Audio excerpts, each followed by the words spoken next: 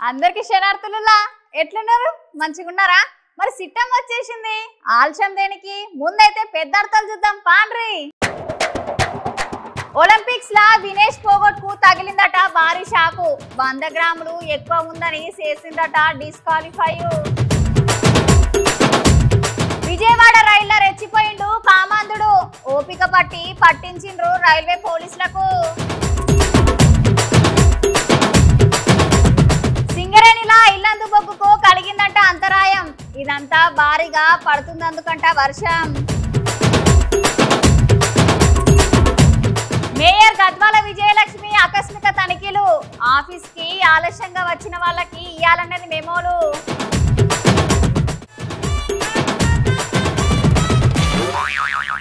పాపముల్లా ఇప్పుడు నేను చెప్పబోయే ముచ్చట మన భారతదేశంలో ఉన్న జనాలందరికీ బాధ కలిగించే ముచ్చటనే చెప్పాలి. ఎందుకంటే ఒలింపిక్స్ లా ఫైనల్ కు పోయిందన్న సంబరం కంటే 100 గ్రాముల బరువు ఎక్కువ ఉన్నదని డిస్క్వాలిఫైడ్ చేసిన బాధనే ఎక్కువగా ఉన్నదుల్లా.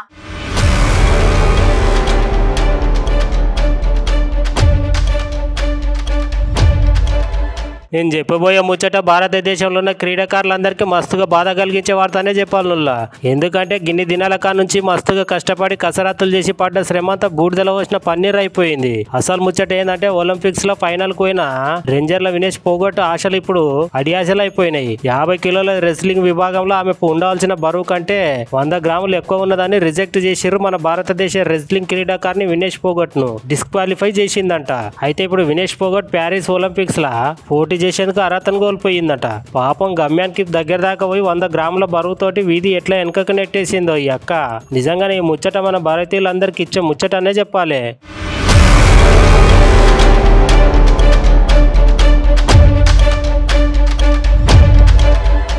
రైళ్లల్లా ఆడోళ్ళు ఒంటరిగా ప్రయాణం చేయాలంటేనే భయం అవుతున్నదిలా ఈ కాలంలో. ఎందుకంటే విజయవాడ నుంచి విశాఖపట్నం పోయే రైళ్ళ ఒక సంఘటన జరిగిందిలా. మరి సంఘటన ఏందో నేను చెప్పుడు కాదు కానీ మీరే చూడుండ్రి. ఈ వెధవగాలకు ఎంత చెప్పినా బుద్ధి రాదు, ఏం చేసినా వీళ్ళ బుద్ధి మారదు. కుక్కతో ఒక రాయి గడితే ఏ చక్కగా ఉంటుందా చెప్పుర్రి? గట్లనే వీళ్ళ తీరు కూడా. అయితే నేను చెప్పే ముచ్చట ఎక్కడ జరిగిందంటే విజయవాడ నుంచి విశాఖపట్నం పోతున్న ట్రైన్ లో ఈ ముచ్చట జరిగింది. ఈ రన్నింగ్ ట్రైన్ లో ఒక కామాంధుడు రెచ్చిపోయి ఒక చదువుకున్న అమ్మాయి గాఢ నిద్రలు ఉన్నప్పుడు ఆమె మీద లైంగిక వేధింపులు చేసుడు మొదలు పెట్టిండట.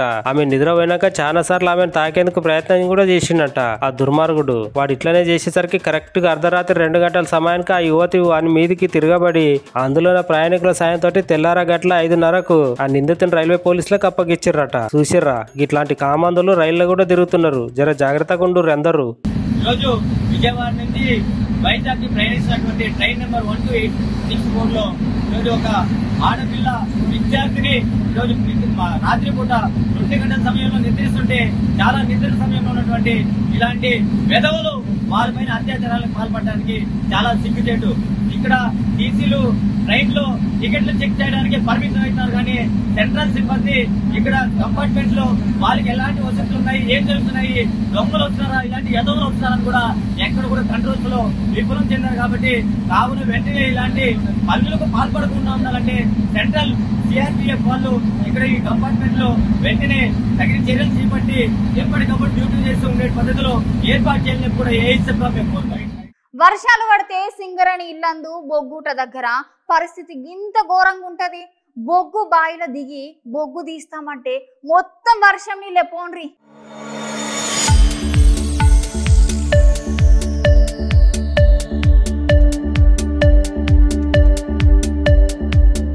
మన తెలంగాణ రాష్ట్రంలో నల్ల బంగారంగా పేరొందిన జిల్లా ఏదైనా ఉన్నదంటే అది ఖచ్చితంగా భద్రాద్రి కొత్తగూడెం సింగరేణి అనే కదా నుల్లా.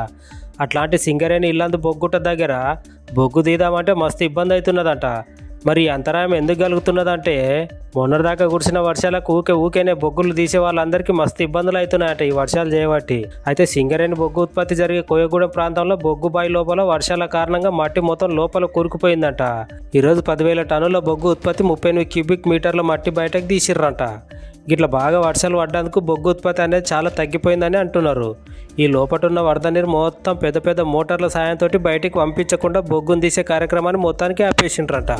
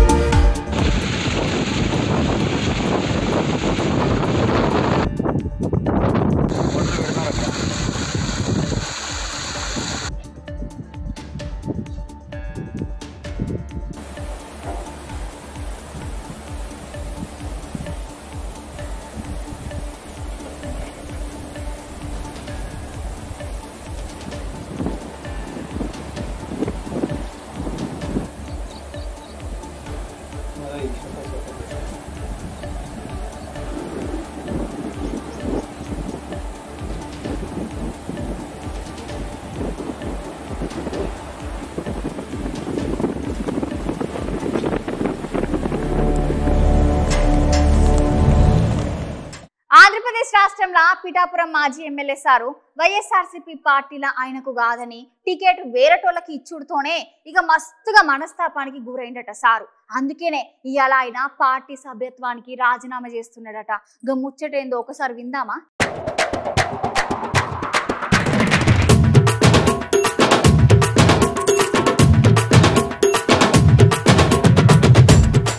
అలాగే ఈరోజు మీ అందరినీ కారణం 40 సంవత్సరాలుగా ఈ పిఠాపురం నియోజకవర్గ ప్రజానీకంతో మమేకమయ్యి 2 పర్యాయాలు శాసనసభ్యుడిగా చేసినటువంటి పిఠాపురం నియోజకవర్గ ప్రజానీకం, అలాగే నాయకులు, క్యాడరు అందరూ కూడా, ప్రజలు అందరూ కూడా నన్ను ఆశీర్వదించి వారు శాసనసభ్యుడిగా చేసినటువంటి పిఠాపురం ప్రజలకి ముందుగా కృతజ్ఞతలు తెలియజేస్తూ, నేను రాజకీయాల్లో ఈ 25 సంవత్సరాల్లో ఈ పిఠాపురం ప్రజలకు నా శక్తి వంచన లేకుండా ఏ పార్టీలో ఉన్నా ఆ పార్టీకి గౌరవం పెంచుతూ ప్రజల కష్టాల్ని నా సమస్యగా తీసుకుని గత 2-3 నెలలుగా మీ అందరికీ తెలుసు. అయితే మీరందరూ భావించవలసిన విషయం, నాకు రాజకీయాల్లో పనిచేసే తత్వమే తప్పించి ఏ పార్టీకి ఉంటే ఆ పార్టీకి గౌరవం పెంచే విధంగా, ఆ పార్టీని పెంచే విధంగా నాకు పనిచేయడం తెలుసు తప్పించి ఎన్నిపోటు రాజకీయాలు కానీ ఇటువంటి గత 4 నెలలుగా జరిగినటువంటి పరిస్థితుల్లో మీ అందరికీ తెలుసు. దాంట్లో భాగంగా ఈ రోజున నేను వైఎస్ఆర్ కాంగ్రెస్ పార్టీకి రాజీనామా చేస్తున్నాను. అలాగే పిఠాపురం ప్రజలకి ఎల్లప్పుడూ కూడా నేను రాజీనామా చేసిన మరి ఏ రకంగా పార్టీ నాయకులు, మా కేడర్లు, సర్పంచులు, ఎంపీటీసీలు, కౌన్సిలర్లు అందరూ కూడా సమాలోచన చేసి వారందరి అభీష్టం మేరకు త్వరలో ప్రణాళిక మీ అందరికీ కూడా మీ అందరి సమక్షంలో నేను చేస్తాను. ఏదైనా రాజకీయ ఆశతోటి కానీ ఇంకో రకంగా కానీ నేను ముందుకెళ్ళడం లేదు. ఈ నియోజకవర్గ అభివృద్ధి, పిఠాపురం ప్రజల యొక్క భవిష్యత్తు ప్రతి ఒక్కరికి కూడా అండగా ఉంటాను. పిఠాపురంలోనే ఉంటాను. ఈ పిఠాపురంలో మా కేడర్ కానీ, సర్పంచులకు కానీ, ఎంపీటీసీలకు కానీ, కౌన్సిలర్లకు కానీ అందరికీ కూడా నేను అండగా ఉంటాను. త్వరలో వాళ్ళందరితోటే నిర్ణయం తీసుకుని ముందుకు వెళ్తానని చెప్పి మీ అందరికీ కూడా సవినయంగా నమస్కారం చేస్తూ, గిట్లా చేస్తేనే కదా ఎవరు చక్కగా ఆఫీసులకు వస్తున్నారు, ఎవరు చక్కగా ఆఫీసులకు వస్తలేరో తెలుస్తుంది. అందుకనే mayor Gadwal Vijayalakshmi madam sudden గా తనిఖీల సర్ప్రైజ్ ఇచ్చి కొంతమందికి మెమోలు ఇచ్చి పంపిస్తున్నదట.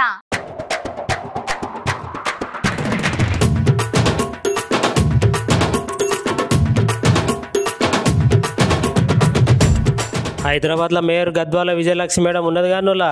ఈ మేడం అయితే అందరికీ తెలుసు కదా. ఇక హైదరాబాద్లో ఉన్న జిహెచ్ఎంసీ ప్రధాన కార్యాలయంలో అన్ని విభాగాలలో ఆకస్మిక తనిఖీలు చేసి ఎవరైతే ఆఫీస్కి రాలేదో వాళ్ళ మీద మస్తు కోపంతో ఉన్నదట. అయితే 11:30 అయినా కూడా ఉద్యోగులు ఇంతవరకు వాళ్ళ పనులు ఎందుకు చేయకుండా ఆఫీస్కి ఇంకా రాలేదనే ముచ్చట మీద మేడం మస్తు గరం అవ్వకుండా ఆలస్యంగా వచ్చిన వాళ్ళందరికీ మెమోలు జారీ చేయాలని ఆదేశాలు అయితే చేసింది.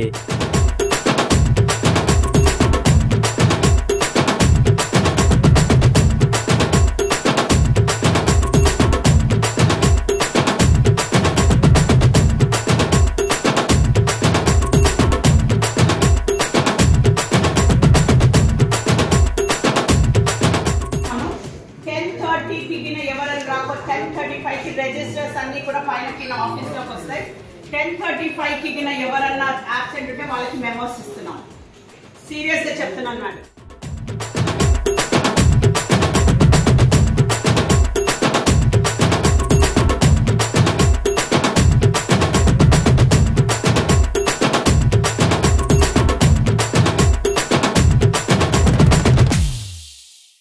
వనపర్తి జిల్లాలో ఒక చిత్రమైన ముచ్చట జరిగిందిలా.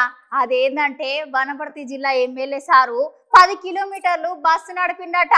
ఇక చూడడానికైతే జనాలందరూ మస్తు మంది వచ్చిర్రట. ఈ చిత్రమైన ముచ్చట ఇన్నర్ అనుల్లా రాజకీయ నాయకులు అంటే ఎట్లుంటారు? దినాం జనాలల్లా తిరుగుకుంటా జనాల సమస్యల మీద పోరాటం చేసుకుంటే వాళ్ళకి ఎంత కష్టం వచ్చినా కూడా నేనున్నాన్ని ఆమె అయితే ఇస్తారు కానుల్లా. కాకపోతే ఇక్కడ ఒక ఎమ్మెల్యే సార్ గట్ల కాదు. ఆయన చేసిన పనికైతే జనాలందరూ ఆశ్చర్యపోయి ముక్కు మీద ఏలేసుకున్నారు. ఆ ఎమ్మెల్యే సార్ ఎవరు, ఎక్కడ, ఏం చేసిందని మీకు కూడా తెలుసుకోవాలని ఉన్నది కానుల్లా. చెప్తా ఇనుకోర్రి. అయితే ఈ ఎమ్మెల్యే సార్ది వనపర్తి జిల్లా. సార్ పేరు తూడి మెగారెడ్డి. అయితే విద్యార్థులు, ఉద్యోగులు, ప్రజలు ఇబ్బందులు పడుతున్నారని సార్ అయితే వనపర్తి పట్టణంలో సిటీ బస్ ని ఏర్పాటు చేస్తే ఇబ్బందులన్నీ తొలగిపోతాయని గుర్తించి వనపర్తి పట్టణంలో లోకల్ సర్వీస్ ని ప్రారంభించినట్టు సారు. ప్రారంభించుడు అంటే ఏదో రుబ్బెన్ కట్ చేసి అనుకోకూర్రి. ఏకంగా ఎమ్మెల్యే సార్ 10 కిలోమీటర్లు పట్టణం అంతా మొత్తం బస్సును గిరా గిరా తిప్పుకుంటా ఆయననే డ్రైవింగ్ చేసిండుల్లా. ఈ ముచ్చట గమ్మత్తుగా ఉన్నది కదా. ఇన్నెందుకు సార్ ఇట్లా బస్ డ్రైవింగ్ చేసిండో లేదా గానీ ఒక్క నిమిషంలో వనపర్తి జిల్లా మొత్తం తెలిసింది ఈ ముచ్చట. ఈ ముచ్చట విన్న జనాలందరూ ఎమ్మెల్యే డ్రైవింగ్ చేసిండని కుప్పలు కుప్పలుగా వచ్చి ఎగబడి మరీ చూస్తున్నారంట.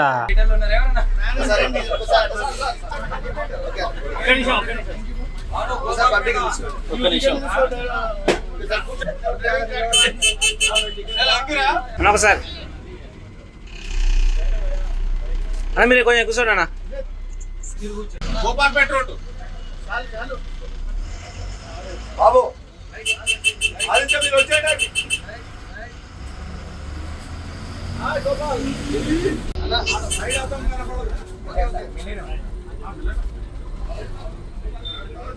అందరు టికెట్ డబ్బులు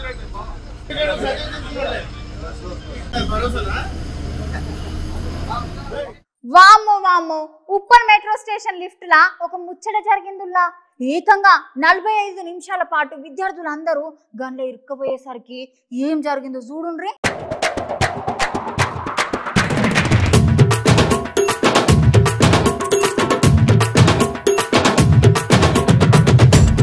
ఉప్పల్ మెట్రో స్టేషన్లో ఒక వింత సంఘటన చోటు చేసుకున్నదుల్లా. గా సంఘటన ఏంటంటే ఉప్పల్ మెట్రో దగ్గరకు వచ్చి లిఫ్ట్ ఎక్కేటోళ్ళు అందరూ 45 నిమిషాల పాటు స్కై వాక్ లిఫ్ట్లో ఇరుక్కుపోయారట. ఆ లిఫ్ట్లో విద్యార్థులు మస్తు మంది ఉన్నారంట. ఈ విద్యార్థులందరూ అయితే మస్తుగానే ఆందోళన చెందిర్రు.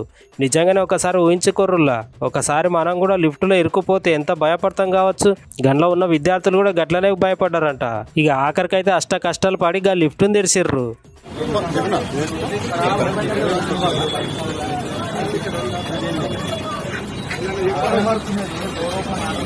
45 మినిట్స్ నుంచి లిఫ్ట్లోనే ఇరుక్కపోయింది. 45 మినిట్స్ తర్వాత పోలీసులు వచ్చి తీశారు మమ్మల్ని లిఫ్ట్ నుంచి బయటికి. So thank you for police and other staff. Thank you. అంటే ఇటు మీ వీళ్ళు స్కై వాక్ వాళ్ళు ఏమైనా అధికారులు వాళ్ళు ఏం సంబంధించిన వాళ్ళు రాలే? వాళ్ళు లాస్ట్ రాలేదు వాళ్ళు అసలు జైలుకి. ఇక వీళ్ళు వచ్చే పోలీసు వాళ్ళు వచ్చారు, ఇంకా తీసేశారు. అంటే లోపల మీకు ఇట్లా ఆక్సిజన్ ఇట్లా ఆడింది? బాగానే వచ్చింది. ఏసీ ఆన్ ఉండి, కరెంట్ ఉంది, ఇంకా గాలి వస్తుంది కాబట్టి ఉండే మేము 45 మినిట్స్. 2 నిమిషాలు వచ్చింది. వచ్చిన 1 మినిట్ టర్న్ అవుట్ అయింది. ఫైవ్ స్టేషన్ మాట్లాడుతున్నాను. ఇద్దరు అమ్మాయిలు ఒకరు అబ్బాయి, ఇప్పుడు చట్టాలు ప్రయాణం చెప్పారు. మాకు వచ్చిన ఇన్ఫర్మేషన్ మనిషి అంతా వీటి టర్న్ అవుట్ చేసి ఇక్కడ 5 మినిట్స్లో వచ్చేసి. నీ స్పీడ్ సల్లగుండా ఏమనుకుంటున్నావు డ్రైవర్ అన్న? అది బస్సా లేకపోతే పిల్లగాళ్ళు ఆడుకునే చెక్క బొమ్మ అనుకుంటున్నావా? నువ్వు చేసే డ్రైవింగ్ కు కొంచెం అయితే ఆ లారీ గుద్ది బస్సులో ఉన్న జనాలందరూ చచ్చిపోయేటోళ్ళు.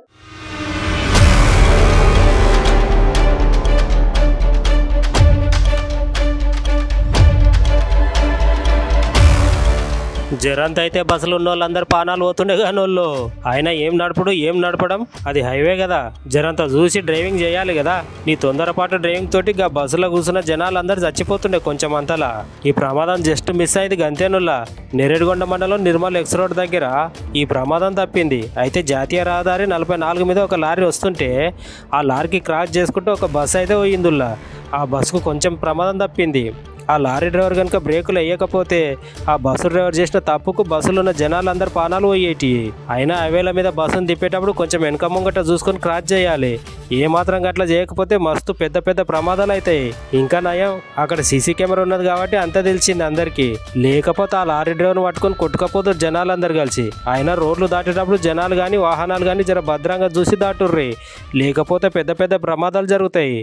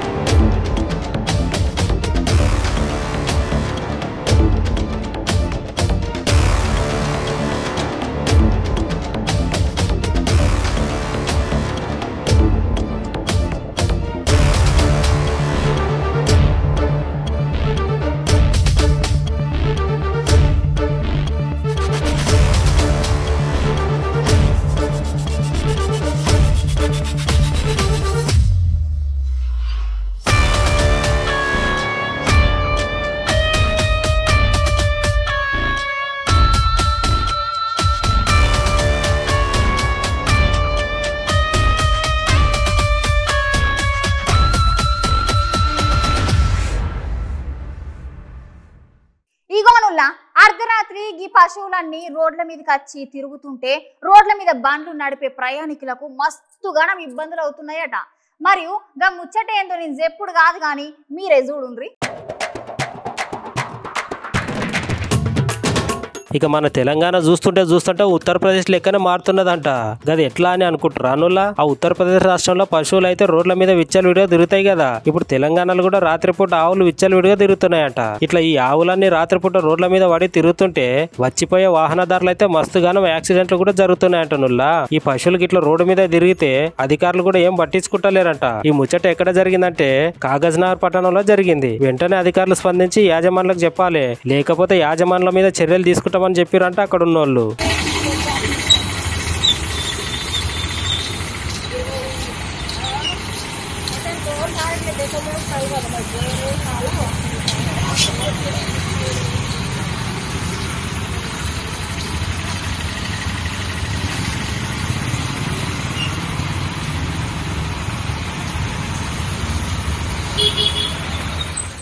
ఎంత చదివినా ఏం ప్రయోజనం ఉన్నదుల్లా? చదివిన చదువుకు సీటు వచ్చిందని వాళ్ళ అమ్మతోటి కలిసి జాయిన్ అయ్యేందుకు పోతే ఇక తల్లిని కొడుకును ఇద్దరిని మెడలు పట్టుకొని బయటికి నూకేసిండ్రట. ఇదెక్కడి న్యాయముల్లా? ఇదెక్కడ అన్యాయములా? ఓ దిక్కు చదువుకొని ర్యాంకు తెచ్చుకున్నా కూడా పిల్లగాని జాయినింగ్ చేసుకోకుండా బయటకు నొక్కుతున్నారంట ఓ పాఠశాలలో. అయితే వరంగల్కు చెందిన తేజ్ అనే విద్యార్థికి ఆల్ ఇండియా శ్రేష్ఠ పరీక్షలో 997వ ర్యాంక్ వచ్చింది. ఆ ర్యాంక్ ఎక్కడొచ్చిందంటే పశ్చిమ గోదావరి జిల్లా నర్సాపురంలో జేసీకెళ్ళి స్కూల్లో సీట్ వచ్చిందంట ఆ పిల్లగానికి. కాకపోతే ఆ పిల్లగానికి ర్యాంక్ వచ్చినా కూడా సీట్ ఇస్తలేరంట.